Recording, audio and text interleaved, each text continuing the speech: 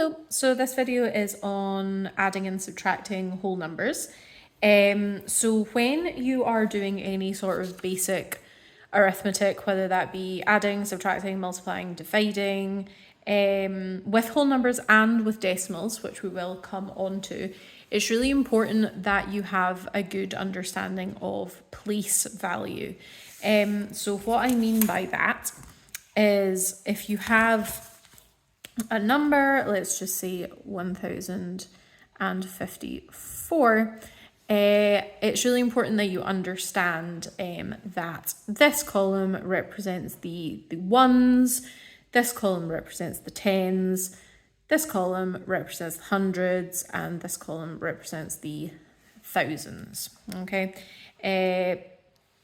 why it is so important is when you use the column method, or chimney sums, you might call them, it's really important that you line up your numbers. So for example, the first question we have here is 1054 plus 32. So if we were using the column method or the chimney sum method, we've got our first number, 1054. It's really important that when we're adding the 32, we put the 3 in the tens column and the 2 in the ones column, okay? I've seen so many people make mistakes doing relatively basic addition questions because when they set out the question, they're doing it on a blank sheet of paper. They'll write out that and then just kind of willy-nilly put the 32 underneath it.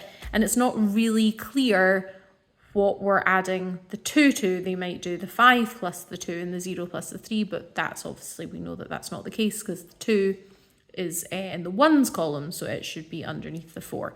So it might seem obvious, but just be really careful when you are doing these to be nice and neat and actually use the squares in your jotter, please. Okay, so if we're using the column method, this is how we would lay it out. And you simply add the numbers in the ones column together, so that'll give me 6. We are adding the numbers in the 10 columns together, which will give me 8. Obviously, we've just got 0 here and we've got 1 there. Okay, so this is how we would use the column method to do it. But I really want to try and encourage you to use whatever method makes sense. Now, sometimes using the column method will make the most sense to use, okay? It will be the most efficient to use, the most effective thing to use. But sometimes doing it another way might be better. So for example, we'll just use the same example, 1054 plus 32. It might be easier just be like, okay, well, if I've got this, I could add 30 to that, which you could do in your head. So add 30 to that, that gives me this, okay? And then if I'm adding 32, then you can just add the 2 to that and you get your answer of 1086, okay? So here we just added the 30 and then we've added the 2, okay? It's super, super, super important that when you are coming across basic sort of numeracy stuff, so adding, subtracting, multiplying, dividing, working with decimals, working with fractions, things like that, that you have flexibility in your work, that you can approach problems in multiple different ways. And it's really important that you can look at a problem and analyze that problem and be like, right, what do I think the most efficient way of doing this is? And different problems will have different best ways of doing it, okay? So this one, absolutely fine, but it might have been easier doing it this way. Okay, so let's move on to the next problem we have, which is 535 plus 97. So again, a couple of different ways of doing this. I want you to have a little think about a way that you would do it. Okay, so you can even pause the video here. What is maybe the most efficient way of doing this problem? 535 plus 97. So to me, I would be looking at the number 97 and saying to myself, well, 97 is very close to 100, isn't it? So what I could do is, well, 535 plus 100, what's that? Well, that's just 635, okay?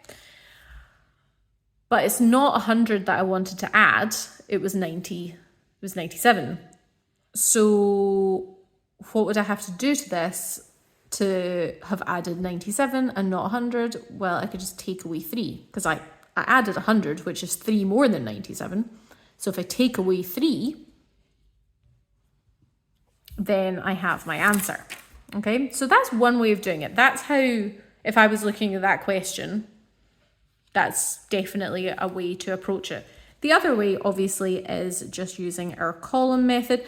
The column method is always a good backup to have. It will always be a good option.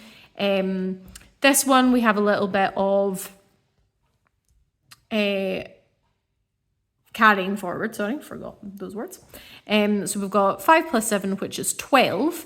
So obviously with the number 12, your 2 is in the ones column, but your 1 is in the tens column. So you have to put the 2 in the ones column, but carry forward the 1, because that 1 belongs in the tens column. Then you have 9 plus 3, which is 12 again, but you have this extra 1 in the tens column, so you have to go 3 plus 9 is 12, plus 1 is 13, okay?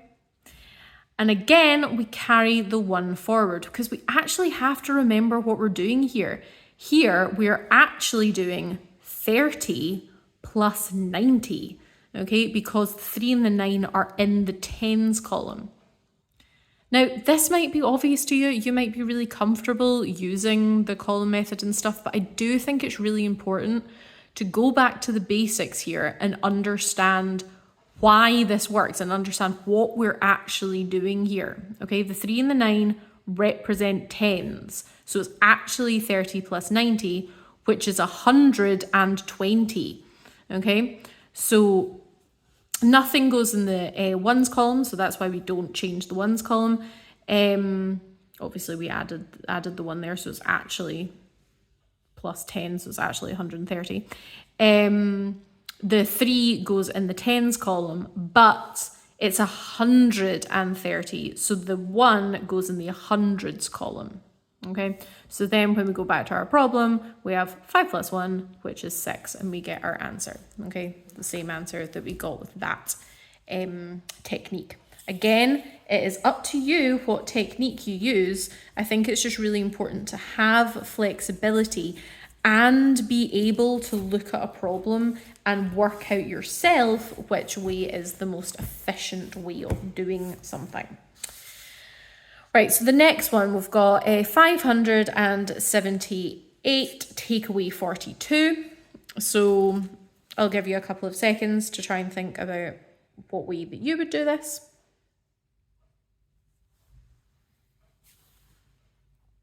Okay, so again, there are multiple different ways we can do this.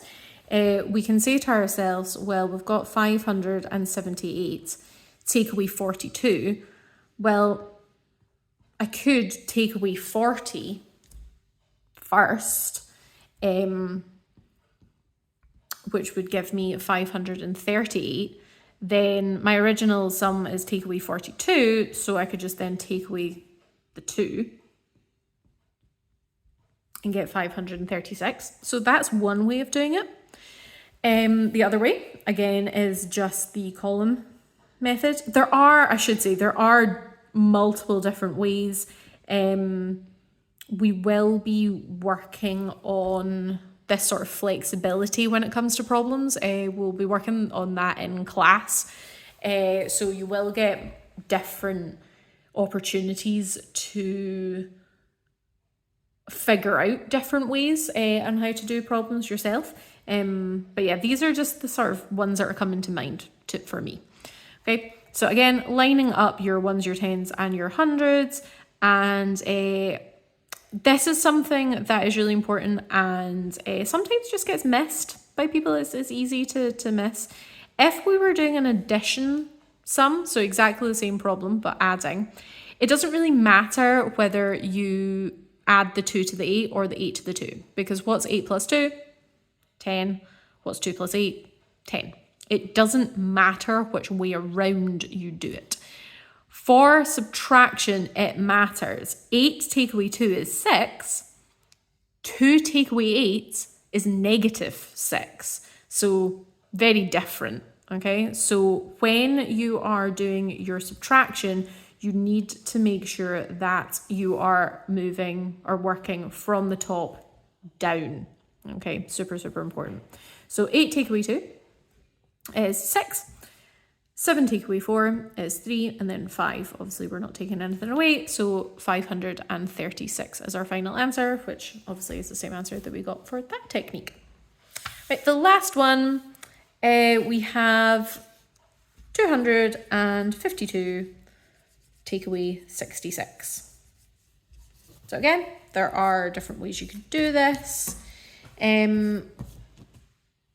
Now, why I would recommend the column method for this is if I did 252 take away 60, this is slightly more difficult than the one we did before, because it's actually going to take us below the 200 mark. That's going to be 192. Okay, now you might be absolutely fine with that, but it's just a little bit harder because it takes us, as I said, below the 100 mark. It just makes it a little bit more difficult. But you definitely could do it this way. You could take away 60, which, as I said, would give us 192. Then you could take away the extra 6, which would leave us with 186. Okay, so definitely could do that. Or, as I said, you can do the column method. Now, I do want to do the column method here because you need to do some borrowing for this question, and that is an important skill for subtracting. So, as I said, you need to move from the top down, so you need to do 2 take away 6. 2 take away 6 gives a negative number, so that's not going to work. So what we're going to have to do is we are going to have to borrow from the tens column. Now, we need to remember what this actually stands for. If we just look at these two numbers, that obviously stands for 52. What we're doing when we are borrowing from the 5 here is we're splitting this up into 12 and 40. Okay, because obviously 12 and 40 is 52. Okay, so what I'm doing here is I'm borrowing 10 from here, because remember this 5 represents 50. I'm borrowing 10 and I'm moving it into the ones column. So this now becomes 12 lots of 1. Okay, but if I've borrowed 10 from the 50 is no longer 50, it's going to be 40 because I've borrowed 10 from it. So it is no longer a 5, it is now a 4, okay? So as I said, what we've actually done here is we've split the 52 up into 12 and 40. 12 plus 40 is still 52. We have not changed the number is still the same, but we have just split it up differently.